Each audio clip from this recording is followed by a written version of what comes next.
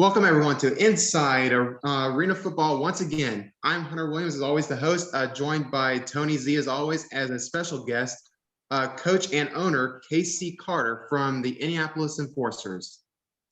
How you doing? Hunter, we're going to week 8 or week 9 of this podcast. When are you going to try to pronounce my last name instead of calling me Tony Z? You're afraid to go down the Zefiretto route. He's still calling me Casey. He's still calling me Tony Z. He's chicken. I figured you preferred Tony Z over me somehow butchering it. I appreciate that. You know, Tony Z is kind of cool for a host name. You know, Tony Z. You know, hey, you know, we're here with Tony Z. You know, the Z Man. You know, the Z Man. Cool. Yeah. So you got a nickname now. Yeah. and at least it could be said in public. So how's 2021 been treating you? Pretty interesting. as pretty much for probably anybody else around in the league, you have your pitfalls and you have your wins and you have your losses, and you know. It's different, put it that way. It's just a different season. A lot better than 20, but you know, 21 still has this what I would say it's a little aftermath of 20. You know, Hunter, we speak every week about and I know you probably is going to be your next question about the virus. And Casey, what are you on? What are you on? Your third venue now? Fourth venue? Because this virus has been a roller coaster. Yeah, I would say that. This virus has changed some things, changed some schedules around, and you know, you're just trying to do whatever you can to get the season to get through. 21. You know, 20 we didn't get to play, so 21 is still getting aftermath. And with our city being the host city for March Madness, a lot of things got moved around, a lot of things got pushed around, schedules got changed. Other sports teams in the city, dates were changed. So, you know, we just have to get in and fit in. And we're the smaller brother of, you know, 6 or 7 major sports teams already in the city of Indianapolis. Hunter, so funny. I'm sorry, Hunter. I was going to tell you a funny story, but go right ahead. I could go get back to it later. Okay. Obviously, I see that the Forcers originally started in 2011, but you all didn't join the AAL until 2019. What was like your overall impressions, like your first year in the league, and like how everything adjusted to it? The AAL, being in the AAL. Yeah. Being in the AAL was a lot more.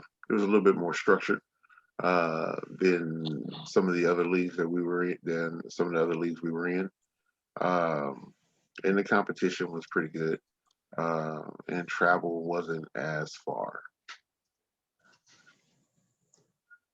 I did see that y'all that season y'all made y'all's first trip to the playoffs, though unfortunately having to go up against a very tough Western Michigan team.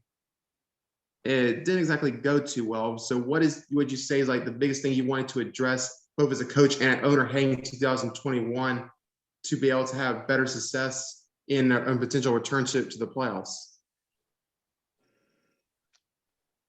A lot more players with better focus, players that have a lot more confidence within themselves,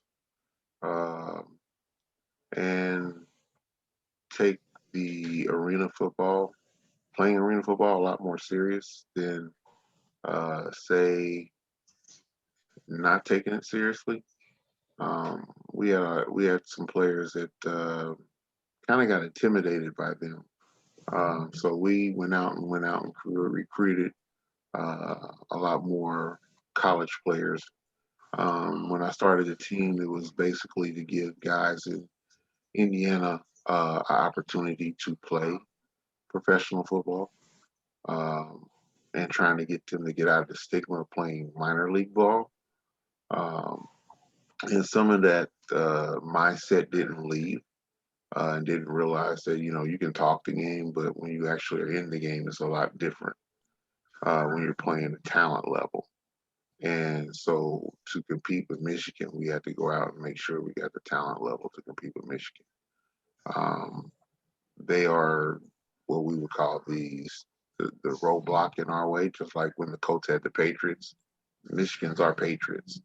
So we have to prepare ourselves to be able to take out Michigan to get to the championship if we want to get anywhere past the first round of the playoffs.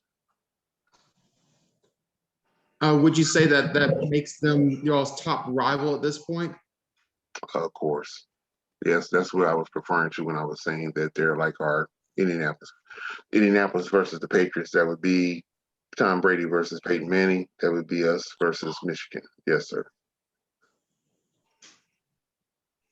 As Tony mentioned, I was probably going to get to this question eventually. How would you say that COVID-19 has affected the offseason, like in preparation for it? Because obviously we talked a little bit earlier about the fact that y'all have had to go from prepare for arena to arena, but like from a coach's perspective as well, like how would you say it's had the most impact in the offseason prep for this year? More so. I'm sorry. Go ahead, Tony. No. I didn't hear the question. I didn't know if it was directed for me or you, Casey. Go right ahead. For us on our end, it was basically, you can't get into certain particular areas where we could have a group function where we could have more than 3 players or 2 players together to get any off-season work together, or go over, plans of playing and things like that. And then also, like I said, bouncing around from venue to venue, trying to find a venue, our main venue, to allow us to play in that venue during the COVID, situation. And when COVID being shut down in Indiana, we were really on a tight restriction on what we could do and what we cannot do. And that is letting up just a little. But with the vaccine and things coming, it's a little looser. And where we're planning to play this year, is where we actually had to play when the other league I was in merged with the AAL. Unfortunately, Tony allowed us to be able to go back there because we couldn't go into our original plan of the Coliseum. So the virus has basically, you just have to kind of work around whatever the restrictions are in your guideline of your state. So if your state mandates that you can only do this or do that, then you have to work around those things, and then you have to try to find out ways. I'm not really a big Zoom guy. I think now that I'm getting more used to being on Zoom here lately, I think I can start trying to do the things that this continues to do with the NFL and some of the other major sports leagues have done. Go to Zoom meetings and be able to talk to our players through Zoom. Most definitely. Like I would say that is one thing I have noticed. Like since this whole thing started, like I think I've really gotten very used to like the whole idea of the video conference through Zoom. Like I guess that's just the reality of it. That you got to adjust on the fly sometimes. Yes. I think we're going to have our first Zoom meeting probably this Friday, going over the playbook, getting ready for our game April 3rd. So, because we're practicing, maybe once or twice out of the week. And then, we can't really still function as a group in one area, in office setting. So, Zoom will probably be what we do to go over the things that we need to go over to make sure that we're on the right page going into April 3rd. Who are playing April 3rd? The Kentuckiana Curse. what is your expectations going into that game from both perspectives? Well, since it's like an exhibition game for us, it's pretty much to see who's able to play the game at that, on a full throttle, full throttle level. We got a lot of guys on the team that are on the fence. So this game, since we can look at it as an exhibition game for ourselves to see who we're going to have in going into our first league game, April 10th.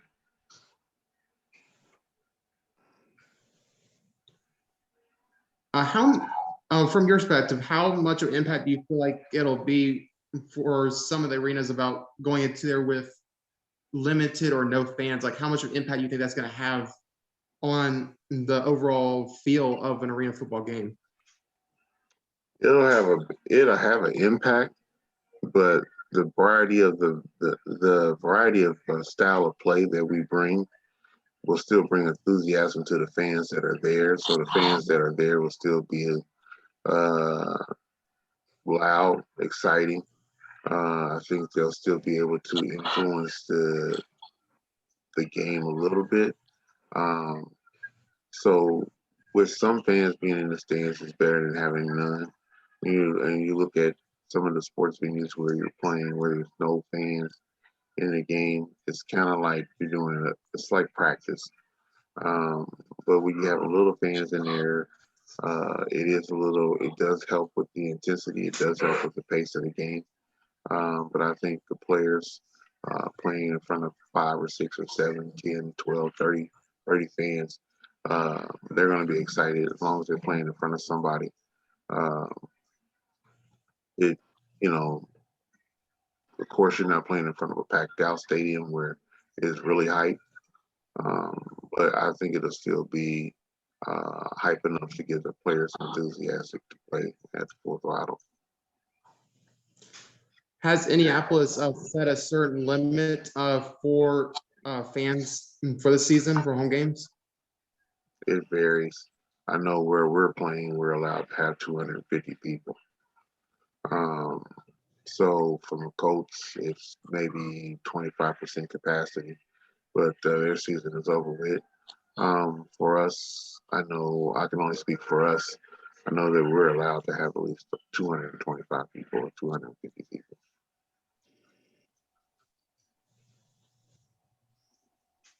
Okay, Hunter, Hunter, as you've heard from a number of our owners, they just keep their nose to the ground and keep working. And Casey's a perfect example. Again, we have had many conversations. He shared his frustration, and understandably, all set in an arena, and then having the rug pulled out from under you. And we all know, and I repeat myself every single week, the virus is so much more important in football.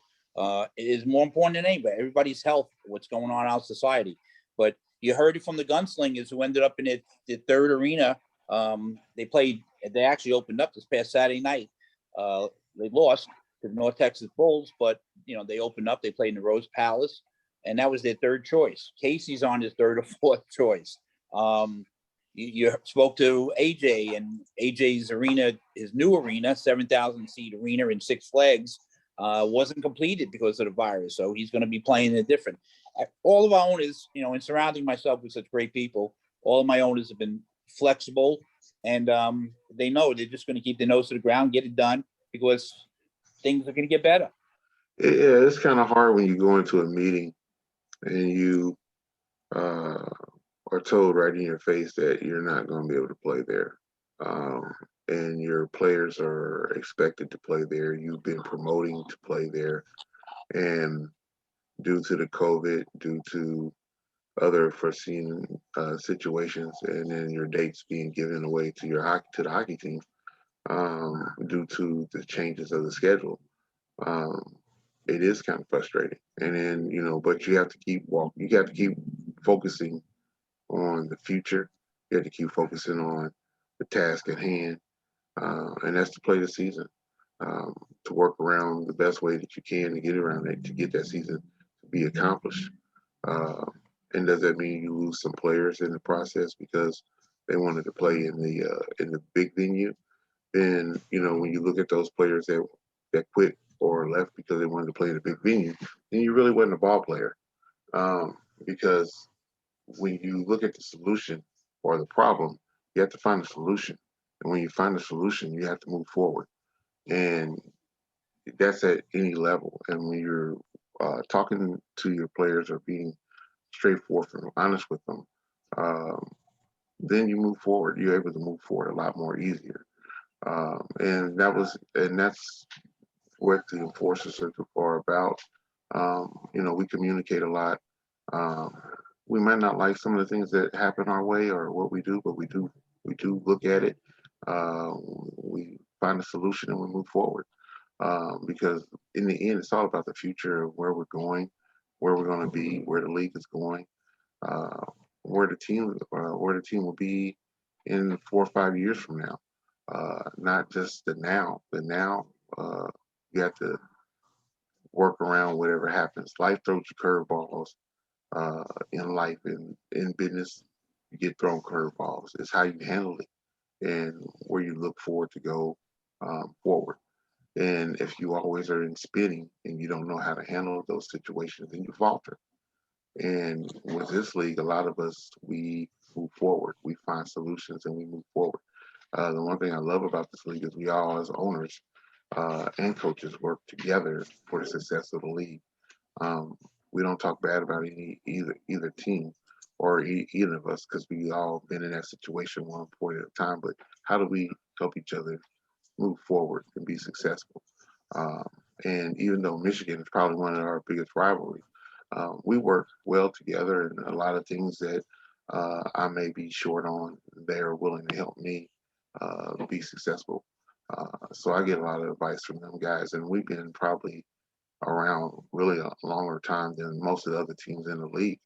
Um, so we're like the older brothers in a way because we've been around since 2010, 2011. Um, and so we keep pushing forward. The league keeps pushing forward. And there's great things happening for our league and for each team as long as we continue to keep pushing forward and looking forward. I couldn't agree more with that. What what would you say is like the biggest thing like you've learned over like the obviously you said since 2011. What would you say is the biggest thing you've learned both as a coach and owner since then? Well, as a owner, the business aspect of it, because we started off as a travel team the first 2 years before we could even host a game. Um, and then learning the pitfalls of the do's and the don'ts of this industry, um, and how to successfully continue to keep moving forward, um, and not putting yourself in a bind where you're constantly owing 20,000 people 30, 40, $50,000 here or there. How to navigate and still stay in the red at the end of the day and not in the black. So you're not owing anybody, but you're in a positive light. As a coach, starting off 2-18, your first 2 years, and then turn around in the last 2 years, you're um, on the plus 500 side. 3 years, I'm sorry, because there was another team I had coached where we were undefeated.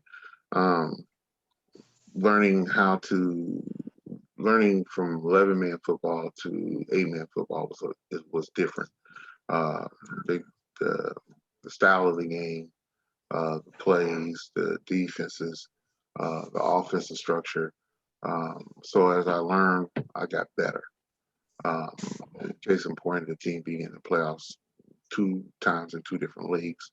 Uh, and we're looking at trying to make the playoffs a third time, and really actually 3 years straight, but twice in the AAL, and getting past the first round. So um, as the years go through, the more I get more experience, and I just learn, and always watching is trying to study and learn about the game and my opponents.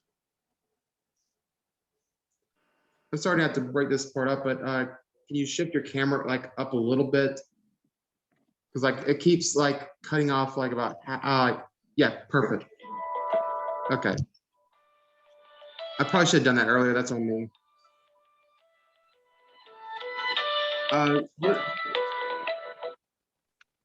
What would you say is like the biggest, like the best, like or biggest impression you've gotten so far, like through the training camp and like the early practices as you prepare for the season? Say that again. I'm sorry. What would you say is like the impression that you've gotten so far, like from training camp and like the early season practices? From my players or from? Yeah. Okay. Well, I think we got a way better team than we had in the past. A lot more athletic, a little bit more talented, a lot more speed. I'm pretty excited about where we're heading and what we could do. I'm excited about the young quarterback that we have. He's about 23 years old, about he's 6'4", about 230. Great talent. He's a little rough on some edges, but I'm tightening that up a little bit. And it's exciting to see where the future of the Enforcers are going to go with him. I don't foresee us getting rid of him soon. And I look forward to developing him on the off season after the season is over with to get ready for 2022. Who would you say are the team leaders at this stage, in your opinion? Star linebacker Cornelius Edmonds, number 22. If he's not on the field defensively, we lose a little bit. We lose our intensity. He's our intensity. He's the engine that drives the defense, and that has been a staple for us by him. And the league has acknowledged that. And again, he comes into this season, and I've noticed at practice when, because of work, he may not be there. When he's not there, the intensity of the defense is totally down. We run rush out over him, but when he's there, it's a little different. We have to work. I would say offensively, that would be Julian Walker, one of our star wide receivers, and we got a young guy. Chaz Middlebrook, running back who led Germany in rushing overseas, which is a new add-on to our team. So I think we're going to try to incorporate the running game a little bit more into arena football because we got blessed with a talented running back. And then I think Marcus Johnson, the quarterback I talked about, will become a rising star in this league. You mentioned earlier you've had the chance to coach 8 and 11-man football. What would you say is like the biggest thing you had to adjust to between the two? Speed of the game. When you said you coach 8 and 11-man football, correct? It's the speed of the game. 8-man football is a lot faster than 11-man football. What would you say are some of the proudest moments you've had as a coach? It's a lot. It's kind of hard to pick one. I think the proudest moment that I would have to say was, and this doesn't deal with men football, but women football, when we were able to introduce women's professional football in the NFL world, and we played our first professional game in the dome, in the RCA dome, when the Colts were playing there. We did a back-to-back doubleheader with the Colts twice. I think that was one of the proudest moments. And then getting to the women's Super Bowl was probably that. Well, I would say that. I've been. You'd have to be more specific because I've coached everywhere and everywhere. So it's a lot of different things. So I mean, I could say youth football, I could say high school football, I could say middle school football, but I would say I'd say the women. Well, you're all right on that. That's a good point. I didn't even think about that with the question, but now that you bring it up, like high school, like what would you say is like your prospect like in high school and arena football? High school football was being able to coach at my alma mater, Broad Ripple. You know, just to getting that experience. Um, um, that was probably, to be able to go into the locker room of your high school and not be a player, but a coach on the staff, which was exciting. Knowing that when you ended your playing career as a semi-pro football player, you actually won your championship at that school. So, um, and then to be able to come back and coach there and have great years there as a player there too. Uh, you went out a winner. You went out a winner as a minor league player at that school, and then you go in and you get to coach there. That's an awesome feeling. What was the other part of your question? Arena football. Arena football. Actually, going into your first ever game, coaching indoor football, knowing that this is the first time you've owned a professional team before, but that was at women's level. But to own a men's professional football team at any level is exciting. To go out and coach that team is probably one of the greatest feelings that you could ever have. Even though we got beat badly, it was a learning experience, but I had fun doing it. And I don't think our players they were all excited just as much as I was. And then, the newity of it, going in, yeah, you're a little nervous, but you're confident that you can win the game. But also at the same time, you get a little frustrated after you lose, but you go in and you try to figure out, okay, I'm learning this game. So as I'm learning this game, I got to be patient. And what can I take away from that loss? And what can I do to get better? And I think when you go through those gambit of emotions during the first game that you ever play as a coach in arena football, and just to go in and see all the people, because when you play high school or you play college or you do anything like that, or you play around a lot of people. But when you're actually coaching at that magnitude, it can be overwhelming your first time if you've never done it before.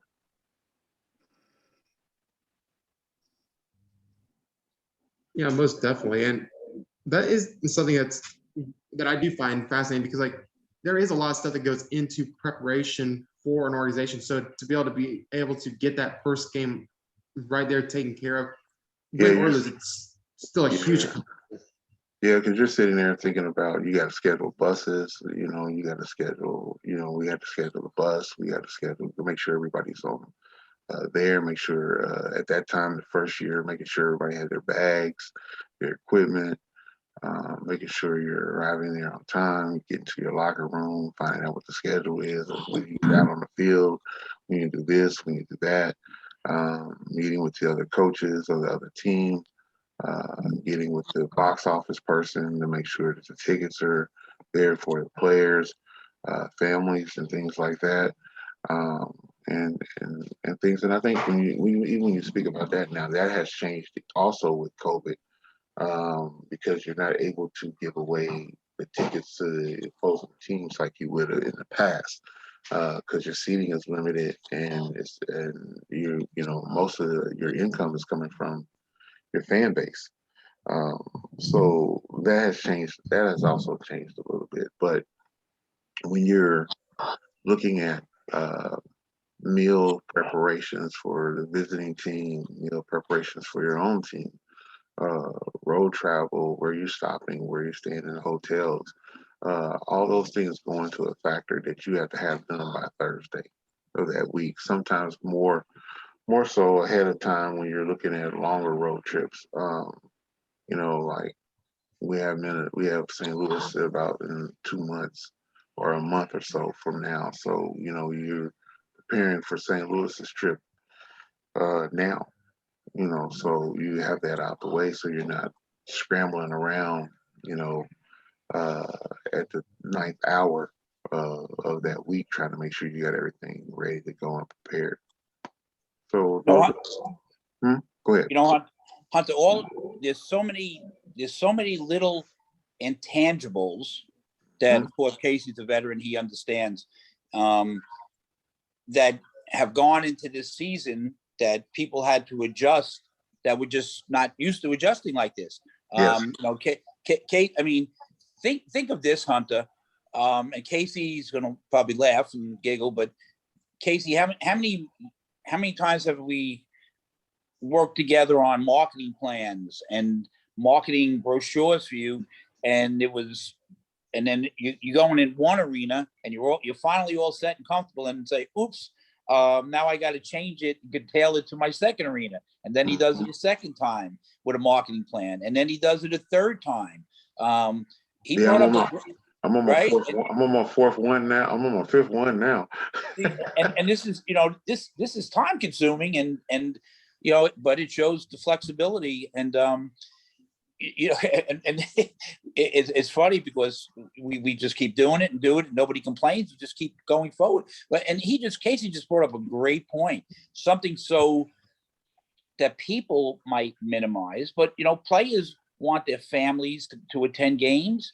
They want their friends to attend games, and yet they really can't because of the restrictions of allowing people in there. So there's just so many intangibles that go in and adjustments. But you know what? We're going to get through it. We're going to get through it, and things are going to get better. We continue to work together, and we forge forward, and we're going to make it happen. Stay with the positive. You got to be positive. Yeah, if you're not positive and you don't have a positive attitude, this will eat you up. Yes. And when you sit here and you have to, and we as owners and coaches have to lead by example. So as long as we're positive, we should expect our players to stay positive, and our staff to stay positive. Because as long as we're positive, and as long as we're looking forward and towards the future, they should be doing the same. Because if we're not worried about it, then you shouldn't be worried about it. Because at the same time, like I said before, we look at problems, we solve the problem, fix it, come up with a solution, and move forward. And as long as we continue to do that, and that's just one of the things that you got to continue to keep saying, continue to keep pushing forward, and always staying positive. Because as long as you stay positive, all things will come forth in the end, for good, for the great. I always believe that, and I'm sorry that I don't want to offend anybody, but as long as you have faith, God can do anything. And the message that I'm trying to say is just have to have faith. Through COVID, God will bring us out of it. Through everything, our league will survive. Our league will continue to grow. It will continue to prosper.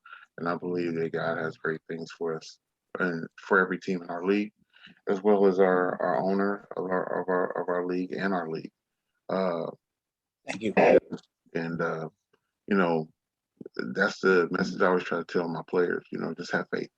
No matter what, we gotta have faith. No matter if we're on our third or fourth or fifth building, just have faith.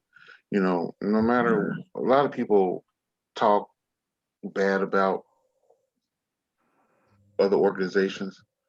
And most of those people who talk bad about organizations are people who never really ever experienced the situations of running a team or moving forward or finding the pitfalls of what we do. And some organizations may, because they don't handle certain situations well, or in debt in some situations, and in some that handle the situations well and don't panic, we're not in that situation. But we all fall in those situations somewhere along the line. It's how we handle it, how we look back, and how we move forward. And I really believe as long as you stay positive, all things all things can be corrected, and all things can uh, be fruitful in the end. I'm sorry. And Casey being a veteran in many different ways, and you again, another repeated message on my end, but he could attest to the type of people that are involved with the AAL, whether it's coaches, whether it's owners, and how everybody works together with the same outlook, which you've heard every week, right, Casey? Yes. I mean, we're a brotherhood here in the AAL. Our brotherhood is strong. And when one is in trouble, we reach out, and we work with it. We work with that group, or we work with that team, or that owner, or those coaches, and we talk, and we network. We don't probably network as much as we probably all would like to, but we do. But when we do find out that one of our brothers in our community are struggling or in trouble, we band together, do whatever we can to support each other. And that's the one thing I really like about our group. And we just try to make sure we keep everything in house, and we try to make sure that we take care of each other, and we look out for one another. And as long as we do that, our bond is going to be stronger. Our league will be stronger. And it's just a repeat. I think I said that many times over in this conversation and in this interview, because I really believe in our owners and our group and our friendships that we developed. And COVID has kind of stopped us from getting together and personally seeing each other. But I believe in when this season's over with and we get back together in 2022, it's not going to be like we never missed each other. It's going to be just like, hey, I saw you yesterday. So and that's the thing that this brotherhood with the AAL has. I apologize for that. Like, I don't know what happened on my end, but for some reason, I was sitting there, like, for some reason, my phone automatically connected to Wi-Fi and tried to do an update. I tried to stop the Wi-Fi, and it just boots me out of the entire call. So I had to no, you're fine. to a second phone.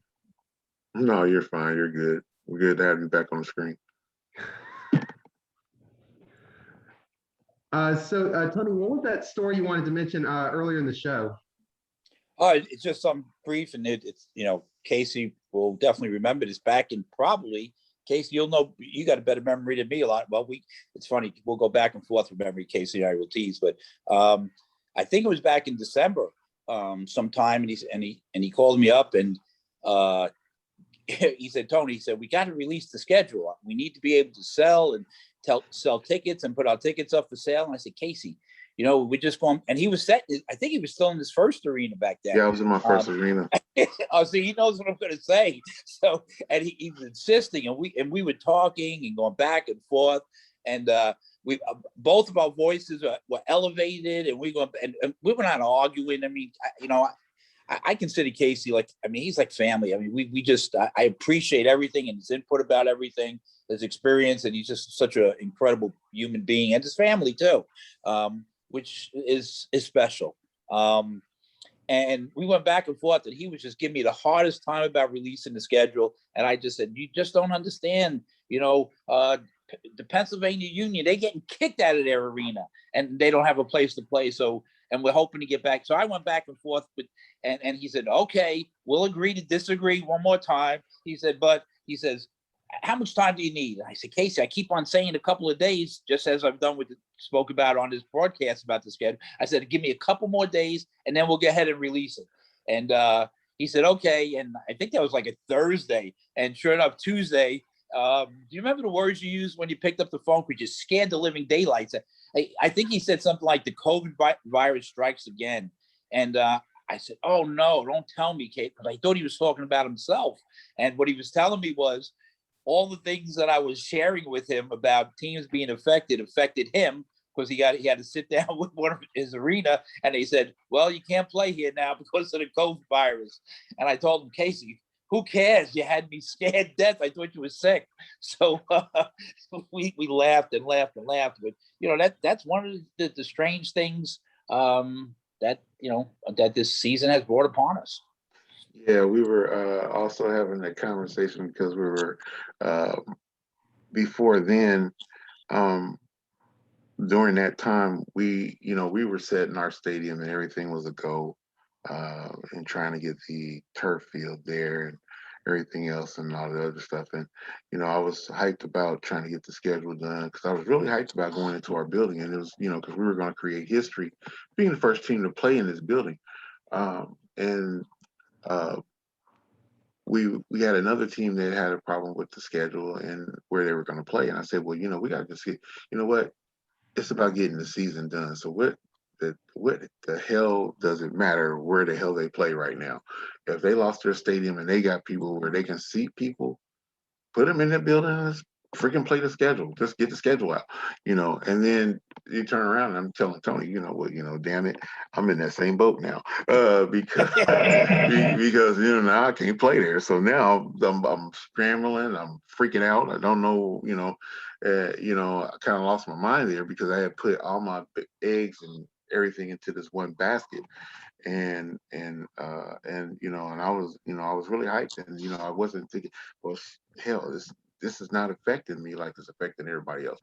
And then just right out of the blue, bam, I'm hit no more so than 6 or 7 days after we had that conversation. Yep. And damn, I'm in that boat now, and now I'm scrambling. I had to sit back and rethink because I was really trying to figure out, man, I got to, how my players going to take this, and everybody's geared up for this and all this other stuff. And then I had to rethink before I approached them, what is our option? So you have to have a and a B and even sometimes a C and a D plan for that. And yeah, it was kind of funny because we laughed about it, but God has a way of throwing obstacles at you, and when you think everything is set one way, boom, here comes something else, and you just got to be able to stand the fortitude of that wave and ride it and just push through. And that was funny because me and Tony laughed about that, but it has been the mantra of our league, where COVID has hit us pretty hard in a lot of situations, and due to no fault of the owners, but we can't control what the stadiums and what the state says we can and cannot do. Um, we have to work around whatever they tell us, and whatever we're given. And whatever we're given, we have to take advantage of it and use it to the best to our fullest extent. And that's what people have to understand in business, in anywhere. I don't care what league or where you play or what you do. When there are powers to be over what you can control, the only thing you can do is ride the wave and make it the best situation you can. So I always say, don't ever never throw shade on anybody, because that shade could be thrown on you just as soon as you blink an eye. And we're all in that same boat. Before we wrap things up there, any closing thoughts you want to say directed to the fan base watching? Go out and support your AAL teams in every city that you're in.